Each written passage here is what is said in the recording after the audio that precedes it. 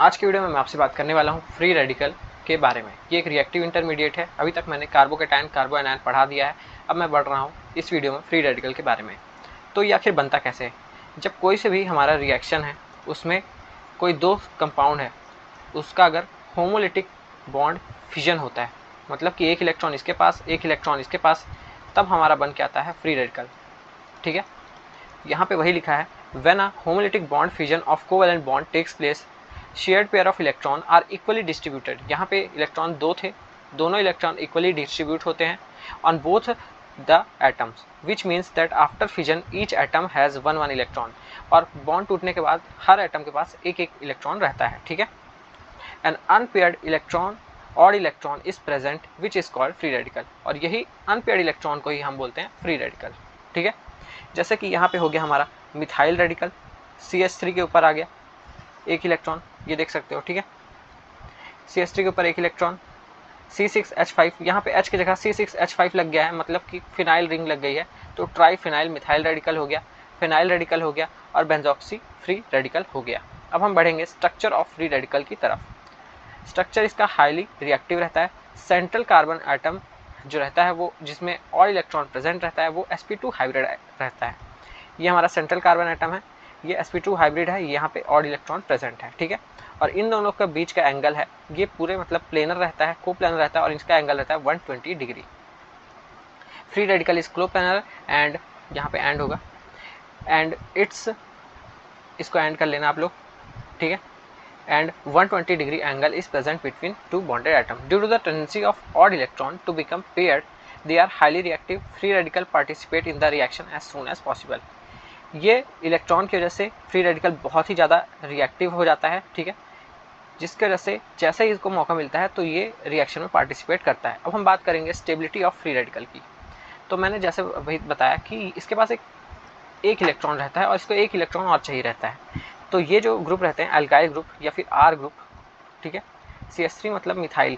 ठीक है, मिथाइल क्या करता है, शो प्लस आई इफेक्ट, और प्लस आई इफेक्ट क्या करता है, इलेक्ट्रॉन देता है। तो इसको एक इलेक्ट्रॉन की ज़रूरत है, तो यहाँ पे इलेक्ट्रॉन इसको मिलते हैं, इसीलिए ये सबसे ज़्यादा स्टेबल हो जाता है। 3 डिग्री कार्बन, उसके बाद 2 डिग्री कार्बन, उसके बाद 1 डिग्री कार्बन।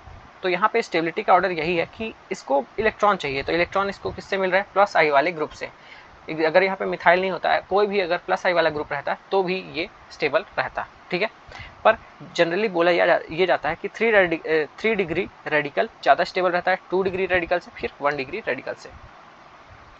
अगर आप बेंजाइल के रेडिकल देखो तो वहाँ पे भी स्टेबिलिटी रहती है due to resonance of pi electron. वो कैसे, अगर देखा जाए तो देखो, यहाँ पे मान लो पहले से एक रेडिकल है। ठीक है, बेंजाइल रेडिकल में एक रेडिकल प्रेजेंट है, तो ये इलेक्ट्रॉन यहाँ पे जाएगा और ये बॉन्ड का इलेक्ट्रॉन यहाँ उठ के आएगा, तो यहाँ पे आ जाएगा डबल बॉन्ड, और ये जो एक इलेक्ट्रॉन था वो यहाँ पे रहेगा।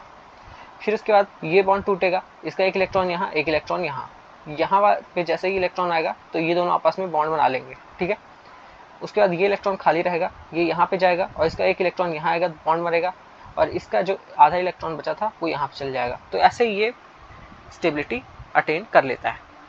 अगर हम बात करें ट्राइफिनाइल मिथाइल रेडिकल की, तो वो भी ऐसे ही स्टेबिलिटी लेगा।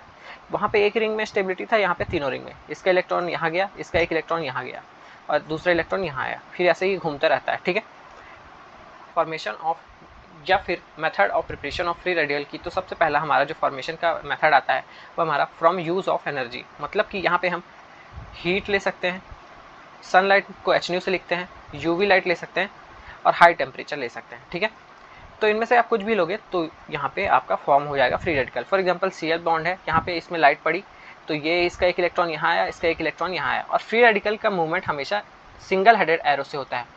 अगर किसी रिएक्शन में डबल हेडेड एरो है तो मतलब वहाँ पे दोनों इलेक्ट्रॉन गए हैं।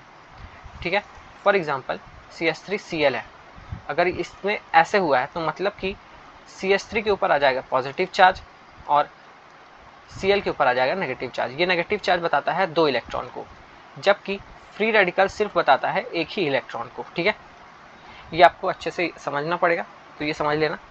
उसके बाद देखो Cl बॉन्ड टूटा, Cl का फ्री रेडिकल बना, इसको हम 2Cl रेडिकल भी लिख सकते हैं। सिमिलरली यहाँ पे अगर मैं इस बॉन्ड को तोड़ूँ तो CO के ऊपर रेडिकल आ गया ये, और CH3 के ऊपर रेडिकल आ गया। अगर हम फिर से इन दोनों को तोड़ें तो यहाँ CH3 के ऊपर रेडिकल आ गया और यहाँ पे भी रेडिकल आ गया। तो तो देख सकते हो सनलाइट, यूवी और हाई टेम्परेचर। अब देखो लेड के साथ 4 CH3 वाले ग्रुप जुड़े हैं। यहाँ पे हाई टेम्परेचर में होता यह है कि लेड के ऊपर सिर्फ एक ही रेडिकल आता है और 4 CH3 रेडिकल आपस में अलग हो जाते हैं।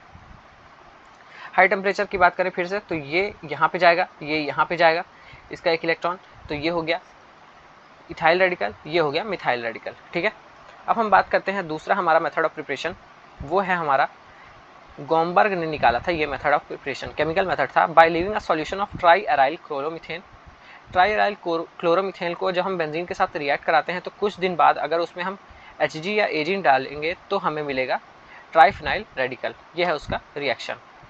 ये यहाँ जाता है, ये यहाँ जाता है, सी रेडिकल ये हो गया और Cl रेडिकल जाता है इसके पास और Ag रेडिकल या फिर Hg रेडिकल के साथ बॉन्ड बना लेता है और AgCl या फिर HgCl बन जाता है।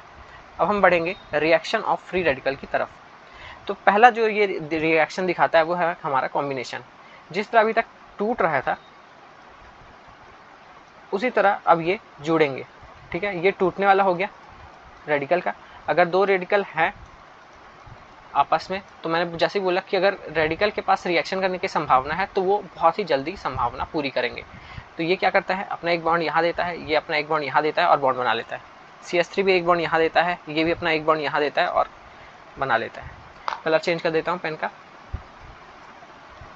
ये CH3 अपना एक इलेक्ट्रॉन यहाँ देगा और ये भी अपना यहाँ एक इलेक्ट्रॉन देगा और बॉन्ड बना लेंगे। ठीक है, सेकंड टाइप हमारा जो रिएक्शन का आता है वो हमारा डिसप्रोपोर्शनेशन रिएक्शन। इसमें क्या होता है, एक रेडिकल अपना एक हाइड्रोजन एटम दे देता है दूसरे को और रिएक्शन में स्टेबिलिटी आ जाती है। फॉर एग्जांपल यहाँ पे हमारे पास 2 इथाइल रेडिकल है। ठीक है, इथाइल रेडिकल, तो पहले तो इसने बॉन्ड बनाया, CH2 ने आपस में बॉन्ड बनाया। ठीक है, अब इसका पेट नहीं भरा था, मतलब इसको और ज़्यादा स्टेबिलिटी चाहिए थी, तो इसने ये CH3 वाला बॉन्ड और ये CH3 वाला बॉन्ड तोड़ दिया और अपने ऊपर ला लिया। ये देखो, ये उससे फिर ये बन गया, अब इसके ऊपर एक और रेडिकल आ गया और ये फिर अपने और रेडिकल को मिला के डबल बॉन्ड का फॉर्मेशन कर दिया। फिर होता ये है कि यहाँ पे CH3 रेडिकल अलग छूट जाता है और यहाँ पे भी CH3 रेडिकल अलग छूट जाता है। फिर ये दोनों आपस में बॉन्ड बना के CH3 सिंगल बॉन्ड CH3 बना लेते हैं। ठीक है, अब हम बढ़ेंगे प्रॉपर्टीज ऑफ फ्री रेडिकल की तरफ। तो ये फ्री रेडिकल्स आर हाईली, यहाँ पे रेडिकल लिखना भूल गया मैं, free radical are highly reactive and unstable, बहुत ही अनस्टेबल रहते हैं और बहुत ही ज़्यादा रिएक्टिव रहते हैं। स्टेबिलिटी के लिए ये अपना इलेक्ट्रॉन शेयर कर लेते हैं। ठीक है, और उनमें कोई भी चार्ज नहीं रहता। ये नॉन आयनिक इन नेचर रहते हैं, मतलब कि इनके ऊपर चार्ज नहीं रहता। गैसियस रिएक्शन में ये कैसे दिखाते हैं, ये हीट और लाइट के प्रेजेंस में गैसियस रिएक्शन शो करते हैं।